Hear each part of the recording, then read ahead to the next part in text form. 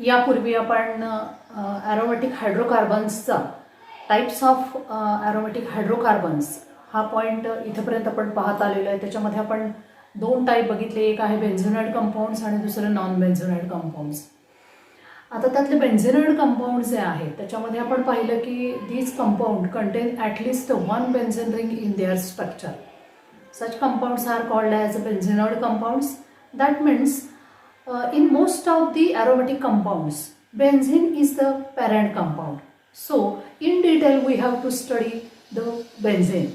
What is the structure, what is the molecular formula, what is the structural formula, and what are the features of benzene and which type of reaction does this benzene show. All these things we have to study in detail for benzene. So the next point for in this topic is benzene, or which is called as फेन. बेन्झिनलाच आपण फेन असं सुद्धा म्हणतो. It's molecular formula is C6H6. आपल्याला आता 10वीपर्यंत झालेलं आहे हे. आपण बघितलं की बेन्झिनचा मॉलिक्युलर फॉर्म्युला हा C6H6 आहे. So if we remove one of the hydrogen from benzene, it is called as phenyl group. This group is called as phenyl group, not benzene. जसं की आपण याच्या अगोदर बघितलं होतं की अल्केन मधला एक हायड्रोजन आपण रिप्लेस केला तर त्याला आपण अल्किल असं म्हणतो. फॉर एक्झाम्पल आपण एक्झाम्पल घेतलं CH4चं घेतलं तर तो आहे आपला मिथेन. पण या CH4 मधला आपण एक हायड्रोजन रिमूव्ह केला तर तो होतो CH3, दॅट इज मिथाईल असं आपण त्याला म्हणतो. म्हणजे मिथेनचा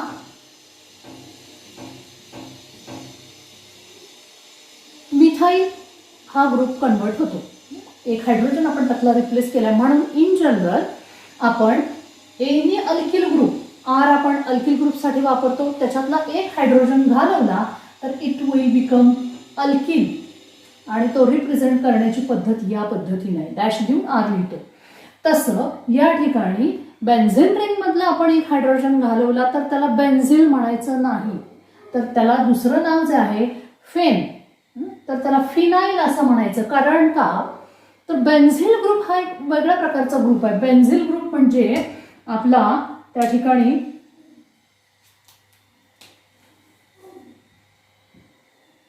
बेन्झिल म्हटलं की तो आहे C6H5CH2 group. This group it is known as benzyl group. So particularly आपल्याला हे लक्षातच ठेवावं लागेल की बेन्झिल म्हटलं की C6H5CH2 हा ग्रुप येतो. तर फिनिल म्हणजे तुमच्या बेन्झिन मधला एक हायड्रोजन घालवल्यानंतर तयार होणारा जो ग्रुप आहे that is C6H5, it is called as phenyl and not benzene. त्याला बेन्झिन म्हणायचं नाही तर फिनिल ग्रुप असं म्हणायचं. तर हे आपण लक्षात ठेवलं पाहिजे इथं. तर this benzene it is synthesized by the Berthelot in 1870 from acetylene. Acetylene पासून बर्थलॉटनी हा बेन्झिन जो आहे तो त्या ठिकाणी तयार केलेला आहे. And this reaction is nothing but cyclization or it is also called as a trimerization of acetylene. पूर्वीच्या जुन्या सिलेबसमध्ये अल्काइन्समध्ये रिॲक्शन्स ऑफ ॲसिटिलीनमध्ये ही रिॲक्शन दिलेली होती, पण नवीन सिलेबसमध्ये ती दिलेली नाही. तर तुम्ही मुलांनी ही रिॲक्शन तुम्ही होमवर्कसाठीची करायची आहे. म्हणून या ठिकाणी क्वेश्चन दिलेला आहे, how benzene is synthesized from acetylene. The answer is by cyclization or trimerization of acetylene we can obtain benzene. तर ही रिॲक्शन तुम्ही सर्च करून त्या ठिकाणी लिहायची आहे. This benzene it is, as we know that it is the parent of most of the compounds, because one of the class of aromatic compound is benzenoid compounds, and in such compounds benzene is the parent compound, and this benzene it is obtained from coal tar and petroleum products. तर असा हा benzene हा Coal टार आणि petroleum product पासून बनवलं जातं. Coal टार म्हणजे आपण त्याला डांबर असं म्हणतो, त्याच्यापासून त्याचं मॅन्युफॅक्चर केलं जातं किंवा तो मिळवला जातो. This benzene is a colourless liquid with a characteristic smell or characteristic odour. म्हणून आपण फिजिकल स्टेट असं म्हटलेलं हा बेन्झीन जो आहे तो कलरलेस लिक्विड आहे, पण त्याला विशिष्ट असा वास आहे. And that specific odour is known as benzylic odour. त्यालाच आपण बेन्झेलिक ओडर असं संबोधतो, कारण त्याला विशिष्ट असा वास आहे. And it's boiling point is 80 degree Celsius और इट इज 353 केल्विन. तर त्याचा बॉइलिंग पॉईंट या लिक्विडचा किती आहे, तर 80 डिग्री सेल्सिअस किंवा केल्विनमध्ये जर दिलं तर ते 353 केल्विन असं सांगता येईल. तर बेन्झीनबद्दलच्या आपण काही ह्या प्राथमिक गोष्टी ज्या आहेत त्या आपल्याला काही गोष्टी पूर्वी माहिती होत्या, पूर्वज्ञानावर आधारित आहेत, तर काही गोष्टी आपण पुन्हा एकदा रिकॉल केलेल्या आहेत. आता हे जे बेन्झीन आहे तो बेन्झीनचं मॉलिक्युलर फॉर्म्युला आपल्याला माहिती आहे C6H6. मग त्याचं स्ट्रक्चर कसं आहे, आज आपल्याला ते बेन्झीनचं स्ट्रक्चर माहिती आहे, पण 19व्या शतकाच्या मध्यावरती ह्या बेन्झीनचं स्ट्रक्चर माहिती नव्हतं. त्यावेळेस आपण कन्सिडर करूया की काय सिच्युएशन असेल. मॉलिक्युलर फॉर्म्युला C6H6 आहे, पण what is the structure of benzene, बेन्झीनचं स्ट्रक्चर कसं असेल. तर या फॉर्म्युलावरून आपल्याला एक गोष्ट सांगता येईल की this formula is neither like that of alkane, alkene और अल्काइन्स. कारण त्याच्यासाठीच आपल्याला फॉर्म्युले माहिती आहेत. अल्केन असेल तर आपण अल्केनसाठी लिहितो CnH2n+2. याचा अर्थ जेवढे नंबर ऑफ कार्बन आहेत त्याच्या दुपटीपेक्षा 2 जास्त एवढे हायड्रोजन असणार आहेत. अल्किन असेल तर त्याच्यासाठी जे जनरल मॉलिक्युलर फॉर्म्युला आहे CnH2n. आणि अल्काइन्स असतील तर त्याच्यासाठीचा जनरल मॉलिक्युलर फॉर्म्युला आहे CnH2n-2. आता आपण जर या ठिकाणी हा बेन्झीनचा मॉलिक्युलर फॉर्म्युला बघितला तर तो आहे तो C6H6. याच्यामध्ये कार्बनची संख्या 6 आहे. मग हायड्रोजनची संख्या किती आहे, तर त्याच्या इतकीच आहे. जेवढे कार्बन आहेत तेवढेच हायड्रोजन आहे. म्हणजे या तिन्ही फॉर्म्युल्यामध्ये तो बसत नाही. अल्काइनसाठी जर बघितलं तर त्या ठिकाणी जेवढे कार्बन आहेत त्याच्या दुपटीपेक्षा 2 कमी. म्हणजे ह्याच्यानुसार अल्काइन्स जर बघितले तर हा जर अल्काइन आहे असं पण कन्सिडर, ट्रिपल बॉन्ड याच्यामध्ये आहे असं कन्सिडर केलं तर हायड्रोजनची संख्या किती यायला पाहिजे, तर हायड्रोजनची संख्या 6 2 12 - 2 म्हणजे किमान 10 तरी यायला पाहिजे. पण या ठिकाणी त्याच्याही पेक्षा कमी आहे हायड्रोजनची संख्या, कारण हायड्रोजनची संख्या 6 दाखवतोय. याचा अर्थ this benzene contains high degree unsaturation. त्याच्यामध्ये मोठ्या प्रमाणावरती अनसॅच्युरेशन म्हणजे डबल किंवा ट्रिपल बॉन्ड त्या ठिकाणी असणार आहे. कारण या तिन्ही अल्केन, अल्किन आणि अल्काइनच्या कुठल्याच मॉलिक्युलर फॉर्म्युल्यामध्ये तो बसत नाही. आणि अल्काइनपेक्षा सुद्धा कमी हायड्रोजनची संख्या त्याच्यामध्ये आहे. याचा अर्थ त्याच्यामध्ये हाय डिग्री अनसॅच्युरेशन असलं पाहिजे. मग आता याच्यामध्ये डबल बॉन्ड आहे का ट्रिपल बॉन्ड आहे. If this benzene contain double and triple bond then it must show the addition reaction. त्यांनी ॲडिशन रिॲक्शन दाखवल्या पाहिजेत. पण कालच्याच तासाला आपण लेक्चरमध्ये बघितलंय की difference between aromatic and aliphatic hydrocarbons. त्याच्यामध्ये aromatic compounds they doesn't show addition type of reaction. हा मुद्दा आपण बघितलेला आहे. While the aliphatic hydrocarbons particularly in that unsaturated aliphatic hydrocarbons they show addition reaction. हा मुद्दा आपण पाहिलेला आहे. तर हा जो बेन्झीन जो आहे त्याच्यामध्ये जर अनसॅच्युरेशन असेल तर it must show the addition reaction. त्यांनी ॲडिशन रिॲक्शन दाखवलं पाहिजे. त्याच्यामध्ये आपण आता अल्किन आणि अल्काइन्स हे दोन्ही unsaturated hydrocarbons in detail study केलेले आहेत. त्याच्यामध्ये ते दाखवत असलेले ॲडिशन रिॲक्शन बघितलेले आहेत. त्याच्यामध्ये आपण पाहिलंय की alkene they show the addition reaction आणि ह्या अल्किन किंवा अनसॅच्युरेशन carbon carbon double bond present आहे हे बघण्यासाठी आपण एक टेस्ट त्या ठिकाणी वापरलेली आहे. That is reaction of alkene with alkaline KMnO4. तर त्या रिॲक्शनमध्ये त्यालाच आपण बेअर्स टेस्ट असं सुद्धा म्हटलेलं आहे. आणि ही कार्बन कार्बन डबल बॉन्ड दिलेल्या कंपाऊंडमध्ये आहे का नाही हे डिटेक्ट करण्याची टेस्ट आहे. आणि त्याच्यामध्ये आपण म्हटलेलं होतं की जर केमिनोफोरचा पर्पल कलर जर नाहीसा होत असेल तर त्या दिलेल्या ऑर्गॅनिक कंपाऊंडमध्ये कार्बन कार्बन डबल बॉन्ड आहे. म्हणजे if that organic compound decolourises alkaline K M N O four then that compound must contain carbon carbon double bond. याच्यासारखीच ब्रोमिनेशनची पण टेस्ट आहे. कारण ब्रोमिनला आपल्याला माहिती आहे रेड ब्राऊन कलर आहे. हा रेड ब्राऊन कलर जो आहे ब्रोमिनचा इट डिसअपियर्स और व्हॅनिशेस when it is treated with the organic compound containing unsaturation. मग ही रिॲक्शन जी आहे ती आपण दोन्ही अल्किन आणि अल्काईन मध्ये पण पाहिलेली आहे. तर जर त्या दिलेल्या कंपाऊंड मध्ये जर डबल बॉन्ड आणि ट्रिपल बॉन्ड असेल तर it decolourises red brown colour of bromine in carbon tetrachloride. हेही आपण पाहिलेलं आहे. पण या दोन्ही रिॲक्शन हा बेन्झीन त्या ठिकाणी दाखवत नाही. शिवाय याच्याबरोबरच आपण ही तिसरी रिॲक्शन जी बघितली आहे addition of water H2O in presence of acidic medium.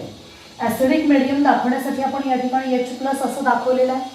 आणि ही रिॲक्शन कॅरी आउट करण्यासाठी आपण कोल्ड अँड कॉन्सन्ट्रेटेड H2SO4 वापरलेलं होतं अल्किनसाठी. आणि याच पद्धतीनं आपण 40% sulphuric acid in presence of 1% mercuric सल्फेटच्या प्रेझेन्समध्ये अल्काईनसाठी हीच रिॲक्शन बघितलेली आहे. तर ही जी ॲडिशन ऑफ वॉटरची जी रिॲक्शन आहे it is the particularly addition reaction at अनसॅच्युरेशन.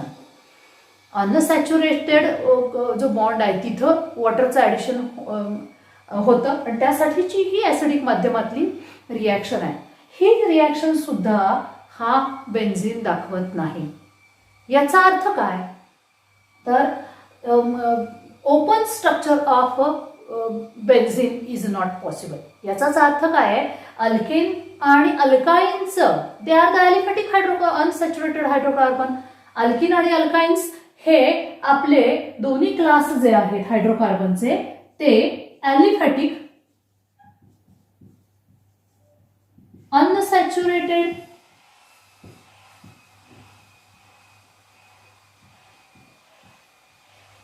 Hydrocarbon त्याचा हे दोन्ही क्लास आहेत. तर या पद्धतीनं हे तिन्ही रिॲक्शन दाखवत बेन्झीन नाही. याचाच अर्थ बेन्झीनला ओपन चेन स्ट्रक्चर नाही किंवा तो ॲलिफॅटिक कंपाऊंड सारखा नाही. याचाच दुसरा अर्थ काय तर तो सायक्लिक असला पाहिजे, त्याच्यामध्ये रिंग स्ट्रक्चर असलं पाहिजे असं याच्यावरून आपल्याला सांगता येईल. म्हणून या ठिकाणी आपण म्हटलेलं आहे की benzene does not show as these three reaction the open structure is not possible for benzene. Benzene मध्ये ओपन चेन स्ट्रक्चर असणार नाही तर त्याच्यामध्ये सायक्लिक स्ट्रक्चर असण्याची शक्यता आहे. याच्यावरती शास्त्रज्ञ विचार जेव्हा करत होते तेव्हा Kekule dreamed firstly the cyclic structure of benzene in 1865. 1865 मध्ये केकुलेंनी बेन्झीनसाठीचं सायक्लिक स्ट्रक्चर दिलेलं आहे.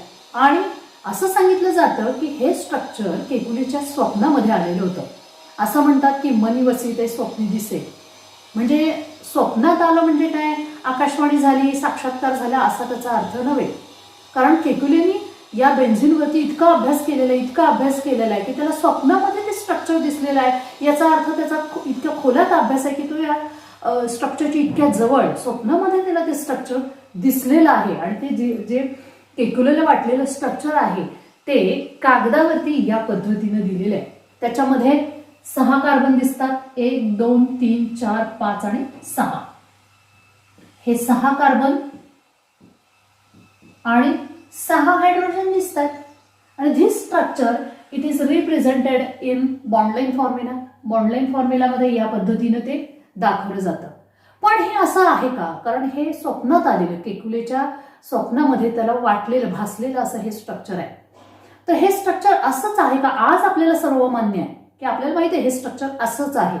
पण 19व्या शतकाच्या मध्यावरती म्हणजे साधारणपणे 1865ला जेव्हा केकुलेला हे स्ट्रक्चर वाटलं असं असण्याची शक्यता आहे. त्यावेळेस मात्र हे कन्फर्म नव्हतं की याच पद्धतीनं आहे. मग त्या दृष्टीने शास्त्रज्ञांनी त्या ठिकाणी केमिस्टनी हे जे वेगवेगळे रिॲक्शन्स केलेले आहेत त्याच्या आधारावरती हे स्ट्रक्चर कन्फर्म झालेलं आहे. तर ते रिॲक्शन्स कोणते आहेत, तर त्यासाठी आपण we have to see the evidence of cyclic structure of benzene. बेन्झिनचं स्ट्रक्चर हे सायक्लिक आहे किंवा त्याच्यामध्ये रिंग स्ट्रक्चर आहे हे दाखवण्यासाठी कोणते रिॲक्शन केलेलं आहे, तर त्याच्यामध्ये पहिली रिॲक्शन जी आहे, when benzene is treated with bromine in presence of ferric bromide, FeBr3 च्या प्रेझेन्समध्ये जेव्हा ब्रोमीन बरोबर रिॲक्शन केली जाते, we get only one product, that is bromobenzene. This is the monosubstituted bromobenzene. This product is monosubstituted.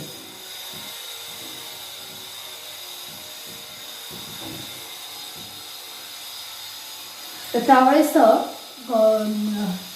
शास्त्रज्ञांना मोनोसबस्टिट्यूटेड ब्रोमोबेन्झिन हा एकमेव product त्या ठिकाणी मिळालेला आहे प्लस HBr.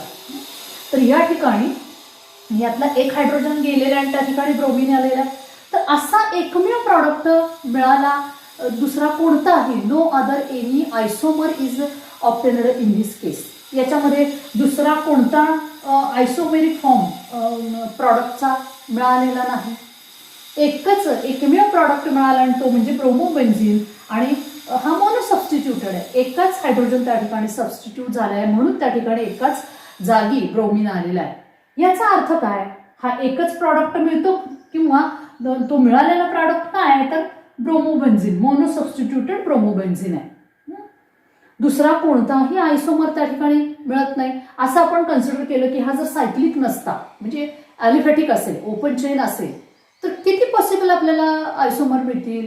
तर त्याच्यात सबस्टिट्यूट होणारे जे 6 हायड्रोजन आहेत ते सबस्टिट्यूट करून आपल्याला त्या ठिकाणी वेगवेगळे आयसोमर्स मिळाले असते, पण तसं होत नाही. तर मिळणारा प्रॉडक्ट हा एकच आहे, एकमेव आहे आणि तो आहे मोनोसबस्टिट्यूटेड ब्रोमोबेन्झिन.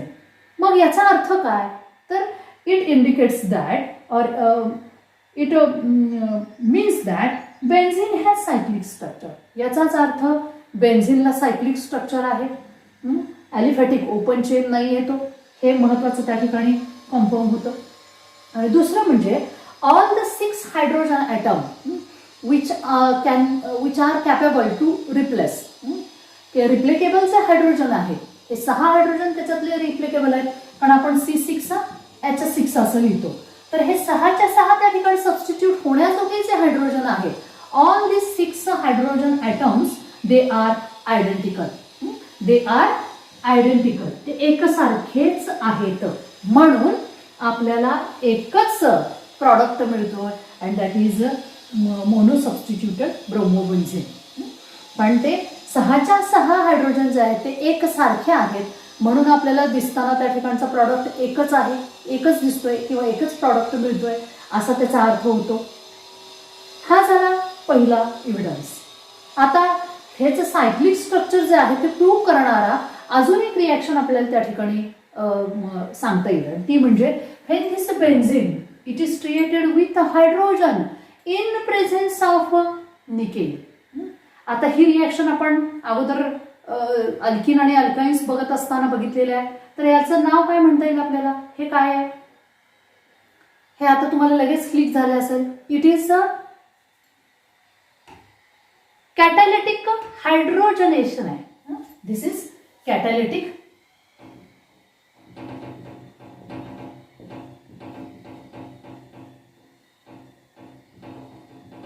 हायड्रोजनेशन. याच्या अगोदर आपण ही रिॲक्शन बघितलेली आहे. तर हायड्रोजनचा आपण त्या ठिकाणी रिॲक्शन बेन्झिन बरोबर केल्यानंतर in presence of nickel at a high temperature, कारण किंवा त्याला आपण कॅटॅलिटिक रिडक्शन असा सुद्धा शब्द वापरतो. तर ते कॅरी आउट करण्याचे 2 मेथड आहे. Either we can use platinum palladium at room temperature किंवा दुसरं method we can use nickel at high temperature. तर या ठिकाणी निकेलचा वापर केलेला आहे आणि मिळणारा प्रॉडक्ट बघा. तर when we treat benzene with hydrogen in presence of nickel at high temperature, we get cyclohexane. That is 3 hydrogen molecules are required to form cyclohexane. या ठिकाणी सायक्लोहेक्झेन तयार झालेला आहे. याचाच अर्थ काय आहे तर हे 6 हायड्रोजन ॲटम त्या ठिकाणी वापरले गेलेले आहेत.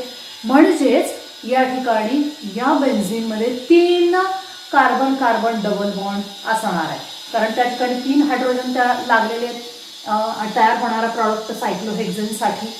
याचा अर्थ this is the confirmatory test for cyclic nature of benzene, and benzene contains 3 carbon carbon double bond. म्हणजे ही टेस्ट कन्फर्मेटरी टेस्ट आहे. काय कन्फर्म करते तर बेन्झीन हा सायक्लिक आहे, ही पहिली गोष्ट. दिस इज द फर्स्ट पॉइंट. आणि दुसरी गोष्ट काय आहे तर या बेन्झीनमध्ये 3 कार्बन कार्बन डबल बॉन्ड आहेत. कारण आपल्याला 3 हायड्रोजनचे मॉलिक्यूल लागलेले आहेत आणि याचा अर्थ या बेन्झीनमध्ये तुम्हाला कार्बन कार्बन डबल बॉन्डची संख्या 3 असणार आहे. तर याच्यावरून ते बेन्झीनचं हे जे स्ट्रक्चर आहे त्याला दुजोरा मिळतो, किंवा केक्युलेने जे स्वप्नात बघितलेलं हे जे स्ट्रक्चर आहे ते तसं असण्याची जास्त दाट शक्यता आहे असं त्या ठिकाणी म्हणता येईल. आता या 2 रिॲक्शन वरती हे सायक्लिक स्ट्रक्चर केक्युलेने जे दिलेलं आहे ते जर या पद्धतीनं असेल, आपण हे स्ट्रक्चर गृहीत धरलं तर there are 2 possibilities for one two dibromo benzene. याचा डायब्रोमो प्रॉडक्ट जर तुम्ही घेतला या बेन्झीनसाठीचा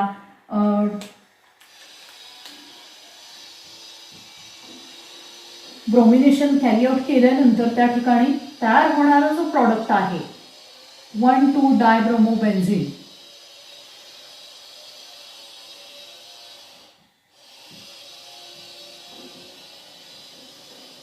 हे आहे 1,2-डायब्रोमो.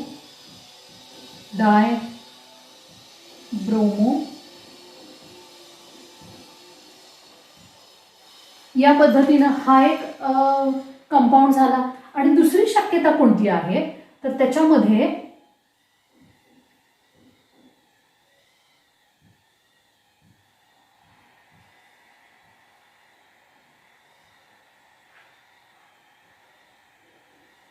हे सुद्धा तुमचा 1,2-डायब्रोमो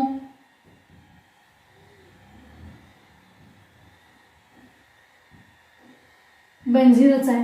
याचा अर्थ हे दोन्ही आहेत ते एकमेकाच्या आयसोमर आहेत. फक्त फरक काय आहे तर या ठिकाणी याला आपण नंबरिंग करूया, मग आपल्याला ते आयडेंटिफाय व्हायला सोपं पडेल. आता या बेन्झीन रिंगवरती ब्रोमिन त्या ठिकाणी ब्रोमिनेशन केल्यानंतर पहिला जो आहे तो 1,2-डायब्रोमो बेन्झीन असं जर स्ट्रक्चर असेल तर 1,2-डायब्रोमो बेन्झीनचे 2 आयसोमर पॉसिबल आहेत. पहिल्या आयसोमरमध्ये आपल्याला ब्रोमिन जो आहे तो कार्बन कार्बन डबल बॉन्डवरती असलेला दिसतोय. तर दुसऱ्या स्ट्रक्चरमध्ये ब्रोमिन जो आहे तो कार्बन कार्बन सिंगल बॉन्डवरती दिसतोय. असे हे 2 आयसोमर त्या ठिकाणी पॉसिबल असायला पाहिजे. पण actually only 1 dibromo isomer is obtained. To overcome this problem Kekule gave the concept of oscillating nature of double bond in benzene. याच्यावरती हा जो प्रॉब्लेम आलेला आहे की या ठिकाणी 2 आयसोमर न मिळता एकच आर्थो डाय सबस्टिट्यूटेड कंपाऊंड मिळतोय. तर हे एक्सप्लेन करण्यासाठी म्हणून केक्युलेनी oscillating nature of double bond in benzene ही कन्सेप्ट त्या ठिकाणी दिलेली आहे. तर ही काय कन्सेप्ट आहे तर त्याच्या म्हणण्यानुसार की हा जो बॉन्ड आहे तो या पद्धतीनं या ठिकाणी किंवा या ठिकाणी असा हा एका स्ट्रक्चरमध्ये दिसतोय. असंच दुसरं स्ट्रक्चर पॉसिबल असणार आहे आणि ते त्यांनी या पद्धतीनं दिलेलं आहे. केक्युलेने त्यासाठी दुसरंही आयसोमेरिक स्ट्रक्चर त्या ठिकाणी दिलेलं आहे ज्याच्यामध्ये आता आपण इथं नंबर केल्यामुळे तुमच्या लक्षात येईल की पहिल्या स्ट्रक्चरमध्ये आपल्याला 1 आणि 2 या 1 नंबरच्या 2 नंबरच्या कार्बनमध्ये डबल बॉन्ड दिसतोय, त्याच्यानंतर 3, 4 आणि 5, 6 या कार्बनमध्ये आपल्याला डबल बॉन्ड दिसतोय. तर दुसऱ्या स्ट्रक्चरमध्ये तोच डबल बॉन्ड 2 नंबरचा 3 नंबरचा कार्बन 4, 5 आणि 6 आणि 1 या कार्बनमध्ये तो दिसतोय. तरी या पद्धतीने हे 2 स्ट्रक्चर असतील म्हणून हे आपल्याला प्रॉडक्ट हा एकाच पद्धतीचं मिळत असेल असं त्यांनी त्याच्यासाठीचा कॉन्सेप्ट केकुलेनी त्यावेळेस वापरलेली आहे. पण ह्या प्रॉब्लेम पुरतं ही कन्सेप्ट ठीक आहे, पण असं असलं तरी सुद्धा या 2 स्ट्रक्चर वरती Kekule cannot explain the unusual stability of benzene. बेन्झिनची जी एक्स्ट्रा स्टॅबिलिटी आहे ती या 2 स्ट्रक्चरवरती एक्सप्लेन करता आलेली नाही. शिवाय why benzene prefers substitution reaction instead of addition reaction though it contain carbon carbon double bond.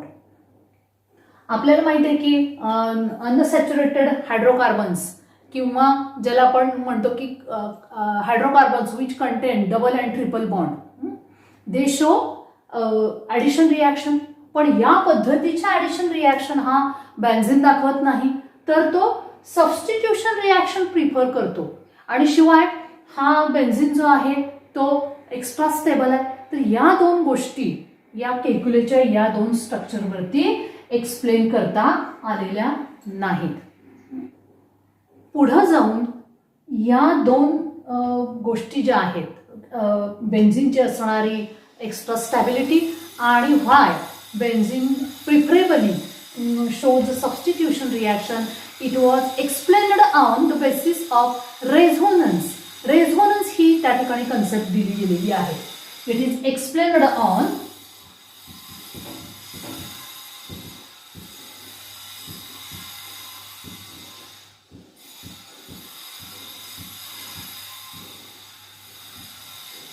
Resonance.